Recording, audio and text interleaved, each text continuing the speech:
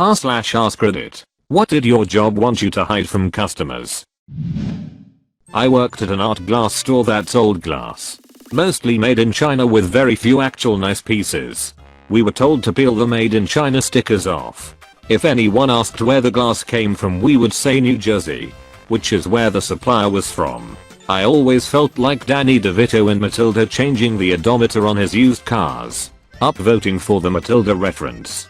About a month ago I was in Chili's eating dinner and my waitress comes up to me and says, "Have you ever seen Matilda? You'd really like it." Then turned to my boyfriend and told him, "Make sure you take that girl home and watch Matilda." And then she walked away.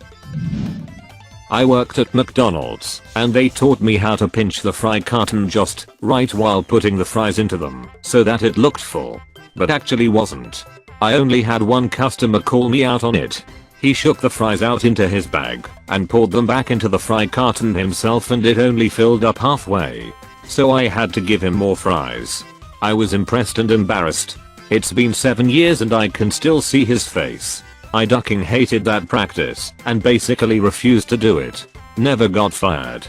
But managed to have a few customers ask me when my shifts were the next week so they could have me filling their fries. The fries were dirt cheap too. Case held 6 bags. Each bag made 8 or 12 baskets. And each basket made 5 large fries filled my way. They only cost $20 a case. So if they just filled them like I would, they would net $288 with all conservative numbers. 8, 4, $1.50, and assuming they were all sold in meals. This is coming from management's side because I was shipping manager, so I had to know all this hit. I find it hilarious that someone would plan their week around when the fry guy at McDonald's works so that they don't get ripped off on their fry order. I work at a movie theater. People are always trying to sneak food in. In our employee handbooks it actually says people can bring food in as long as it doesn't smell bad. It's funny to see customers nervously hide their bags so we don't see it. Edit. Wow, this blew up. I work at a Goodrich quality theater. I think all theaters will let you bring food in because it's in the handbook, but the dog thing is probably just ours.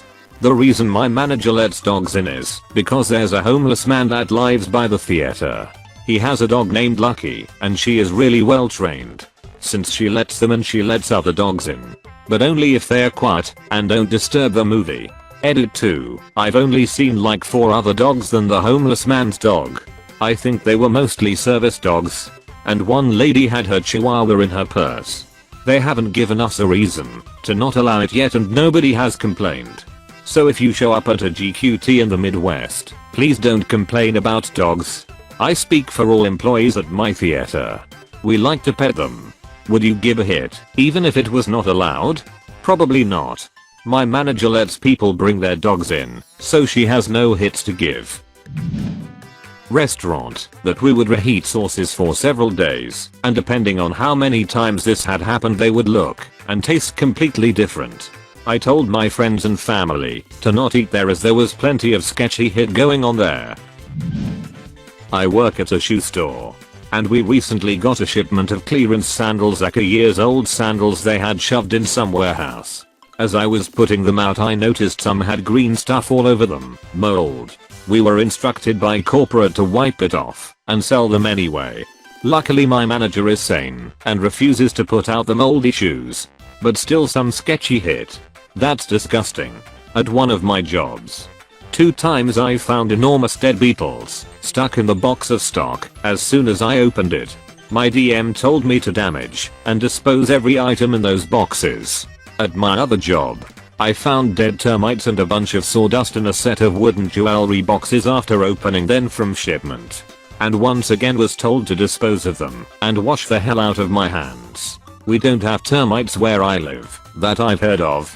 Anyway, nor do we have giant beetles. It's not the termites you've got to worry about.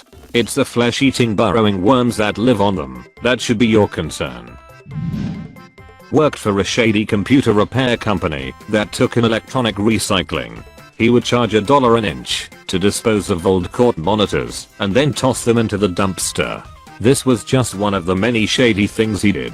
Edit. A lot of people are saying they'll just toss their stuff in the trash. Please don't. There are legit places out there that will dispose of electronics responsibly. Look for companies that are R2 certified. Sad. There are tons of retro gamers always on the lookout for good CRTs.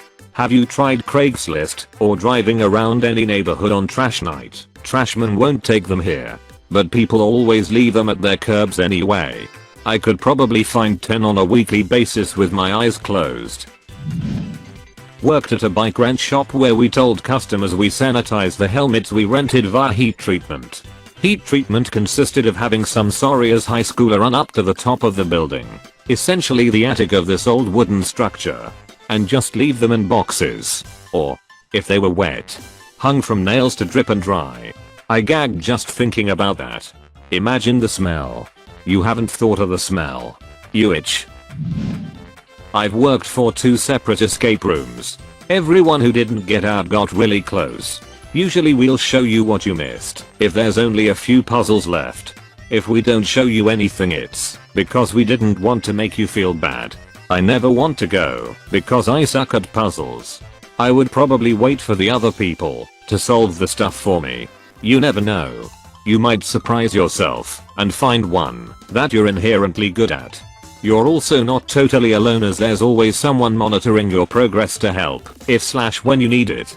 If you're still not sure, every team needs someone to find all the pieces. I hope you give them a try. The cup of soup and bowl of soup were the exact same size. People would pay more for a bowl and just get a cup of soup in a bowl that was shorter and wider at the bottom than the cup. Yep. The same thing at the cafe I work at, except it's the adults and children's size milkshakes. I feel like I would notice if I got an adult and a child's milkshake and they were the same size. I was a server at my first restaurant a few years ago. You got hit for calling in sick. Even if you were legit sick. If you were sick, they would tell you to go to the bathroom and do what's needed, but get back to work ASAP. If you went to the bathroom too often, sneezed, coughed, or did anything sick people do in front of customers, you got scolded. Everyone ducking hated that manager. I tried calling in one time because I was struggling to survive. I was puking and hitting every 30 minutes.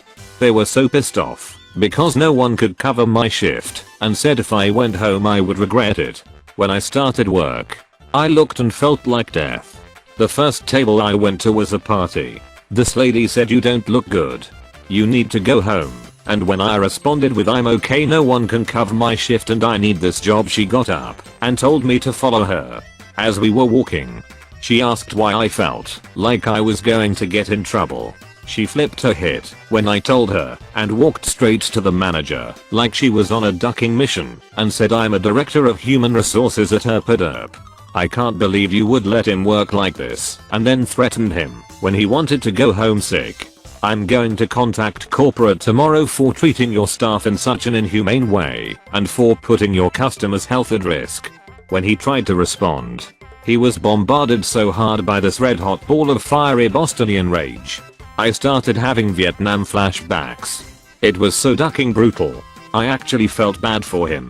She told me to go home immediately. She even offered to buy me an Uber home and promised me there would be no repercussions in any way, shape or form. I'm 6'0" and at the time was pretty big. But I was honestly so terrified of this 5' nothing woman. I said yes ma'am and walked right out the door without clocking out. This was in front of staff and customers. The silence was palpable and I was in the limelight. I could feel the eyes staring me down as I walked away, nearly hitting my pants from fear and my stomach hurting. I showed up to work a few days later and felt like a ducking rockstar because my co-workers had the biggest hit-eating grins on their faces, giving me a thumbs up.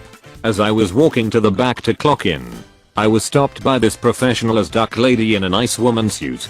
She sat me down and explained that she was from ours. Basically, I was told to never fear for my employment if I needed to call in sick again and to take one more paid day off to fully recover. I was like, "Duck, yeah." While I was walking out, a co-worker stopped me and said, "Dude, Duckface hasn't been back to work since that night you went home. I'm pretty sure he got fired." I didn't see him again until recently when he was my server at a diner I was eating at. The look on his face was priceless. He went from being a manager at a very successful, high-end pub to being my server at the equivalent to a Denny's. This wasn't the story you guys were looking for, but it's one of my favorite stories. Had a job on a sales floor like this. The manager and owner would make you feel like hit for calling out sick. Would tell you to get better. Would bombard you with texts/emails telling you to get your ass back to work, etc. I now work at a place that pays way better, and when I was afflicted with serious food poisoning last week, I was able to take the 4 days off that I needed to recover. Paid. I love my current job. Stories like this are so weird to me as an Australian. I'm not trying to get on the lol America train at all. Countries are what they are. It's just such a foreign concept. Not having sick leave. I used to work in a jewelry shop that sold cheap Chinese hit silver/gold painted plastic jewelry. None of it being real metal. But every sale I had to upsell one of these $5 polishing cloths. You can't polish a turd. The only thing this cloth did was rub the cheap paint off the plastic faster. I felt like such a con artist. You can't polish a turd, but you can roll it in glitter and make it sparkle. The Mythbusters actually proved that you can polish a turd